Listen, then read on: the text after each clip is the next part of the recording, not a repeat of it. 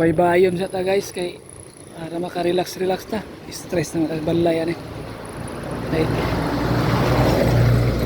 Dong baybayon.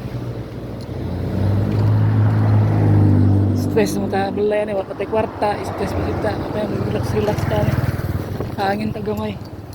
Hala kay kwarta basta kay tumutok maka-relax.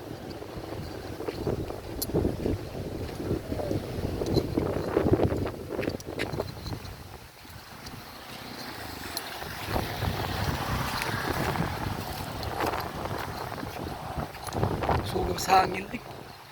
Bagat. Anong Tagbibayon. Okay. Kalami ba'y tambay dito at hangin kayo.